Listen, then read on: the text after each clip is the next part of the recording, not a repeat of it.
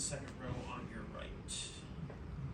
Gavin, obviously when you look at what last year looked like, preparing yourself from this year, you got stuck with injuries and things like that, but just to be in this situation right now, you're one win away from winning the World Series, just what has that meant to you on a high level, but also just the success that you've been having personally just throughout this postseason? Yeah, I think, having it taken away for a whole year, it makes you appreciate the game definitely a little more, the ups and downs, everything. I would have given anything to just be able to play last year, and I think you definitely appreciate it more. But we still got to win one more game, so it's nothing's over till it's over, and it's a good team over there. So we got to finish things out, and it's not done yet. So just got to keep going. Fifth row corner, Barry. Gavin, what is it like to play for an organization that when you report to spring training, basically the only acceptable outcome is winning the whole thing? Yeah, I think it's huge. Not everybody gets an opportunity to play in the postseason, and kind of with us, at least every year I've been here, we've been in the postseason, and it's expected, like you said, which is a good thing. It means you got a lot of good people running the org that care about winning and want to win, and then obviously the guys in the clubhouse want to win and are winning. So this is what everybody wants to play for right here. So not everybody gets that opportunity. So you definitely don't take that for granted either. Bobby in the second row on your right. Yeah, Gavin, you were a taxi squad in 2020 and obviously been around for some of these postseason runs. I mean, what would the chance of that parade mean for you, and do you feel like to the city just having been around enough? Yeah, I think not having that, the fans really getting to enjoy it during the COVID year, obviously, and not having that kind of, sucks. But, hopefully we can just get rid of the whole short season thing. People not counting it, get that taste out of our mouth. But like I said, still, we got to win one more game, and that's the main thing is you just take it pitch by pitch, and it's not over till it's over, like I keep saying. So, we're not letting our foot off the gas pedal here, and we just got to keep playing our game. How much has that short season thing been something that you guys have been conscious about, and how difficult has that been the last few years, maybe to block out in a sense? Yeah, I think it kind of bugs everybody. We were all in the same situation, and we still won that year, and we were all in the same boat doing the same thing. So, I personally don't think that's the right narrative, but I think it kind of bugs everybody a little bit that you don't get the recognition that team that year deserved. And if anything, I thought it was probably harder to win that year. So, you want the full season one though, and then just to get that whole narrative out of the window. Third row left center, Clinton. Gavin, could you tell us about your relationship with Mookie in terms of position-wise and as a leader in the clubhouse, and what you've learned from him, not just over the years, but this year specifically in terms of everything you guys have had to do together? Yeah, this guy just wants to win. He'll do anything. He gets thrown in at shortstop in spring training, doesn't complain about it.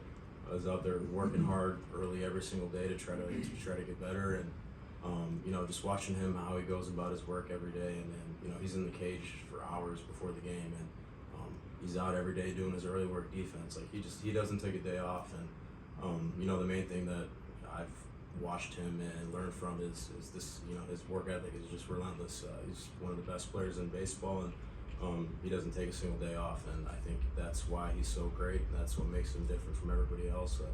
Obviously he's super talented, but he's a big leader in our clubhouse. He's vocal, and he works his ass off. So when you got a guy that's that talented that is doing that every day, it kind of rubs off on everybody else. Stay there with Jack.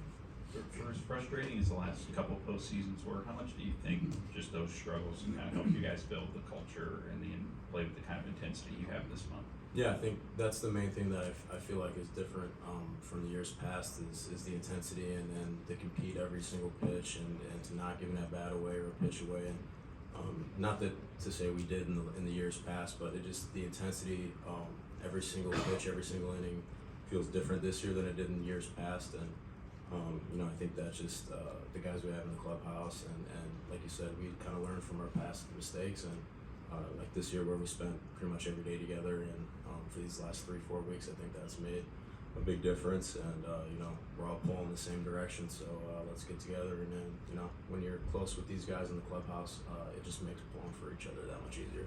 There aren't many teams that have as much star power in the clubhouse as you guys do, especially with Mookie, Freddie, and Shohei. Like, how have you seen those three kind of coexist this year, and what's allowed them to, have that kind of level of talent in there and star level and also still kind of build what you guys have talked about in that room? And none of them have egos. I think, all three of those guys just want to win at the end of the day and know that our ultimate team goal is to win a World Series. So, all three of them are obviously three of the best players in baseball. That's not a secret, but at the same time, there's no ego. There's a lot of selfishness and, just want to win. And then you see it with Freddie, obviously Shohei, these guys are playing, with broken bones and needing surgery and still putting their bodies on the line every day. And that just shows you that, these guys are selfless superstars that they just want to win. And I think that's what makes part of the reason why that makes us special. One row behind your left, Mike. Gavin, when you got moved off a shortstop in spring training, what was that initial sting like, and how did you prevent that from being a pretty big mental blow? Yeah, I think initially, it sucked. Coming off the ACL surgery, I expected myself to be a lot better and more prepared to play the position. And just it didn't happen and it didn't work out. And initially I was, it stunk. But there's my view of it was there's no time to sit and sulk around. Like, let's go put the best second base possible and pour into second base and just try to get better there. And Woody and Dino and Miggy and a lot of other guys just helped me along the way and poured into me. And just watching Mookie every day get out at short makes you want to get out and work every day too. So initially it sucked, but at the same time, there's no reason to sit around and sulk. What's done was done, and let's just move on and try to get better. 2 rows behind, Matt. Gavin, setting aside the fact that you guys still have one win to go, up until this point, you guys, there have been a number of times throughout the season where things could have gone terribly wrong. I mean, the experiment of putting Mookie at short, as you guys just talked about, to all the injuries, to being down to the Padres 2-1 in the division series.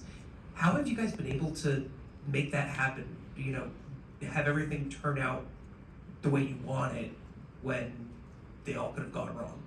I think ultimately it's probably only helped us because throughout the whole season with all the injuries we've had to deal with, other guys have had to step up and have more responsibility to try to help us win games. So I think dealing with all that, we've had other guys step up and ultimately at this time of the year, we're still banged up, guys are beat up, we're missing guys, but I think just going through that has made us a better group. Just like I said, everybody's had to step up a little bit, and this group, no one cares who gets it done as long as it gets done. And I think that helps us a lot. But yeah, we went through some struggles where it felt like this might not be where we want to be, but it all kind of worked out. Couple more. Kirsten, second row on your right. Just looking at today's matchup against Luis Steele, what did you see from him over the summer? You guys saw him in Game 3 of that series here at Yankee Stadium, and what can you take from those at-bats just to kind of put it into this one pivot play? Yeah, he's got really good stuff. Throws hard. He's got a good 3-pitch mix. Really good fastball. So, it's not the usual Game 4 starter you usually kind of run into. So, he's really good. So, we just we game plan obviously really well, but don't want to give away any secrets. But yeah, he's got good stuff, and I think when you get a chance to see a guy a couple times, it always helps a little bit. Try to feel him out, know how he feels in the batter's box, but he's got good stuff. So we got our hands full, and we just got to keep competing like we have been. Last one for Gavin. All right, Gavin, thanks so much for your time here. Good luck tonight.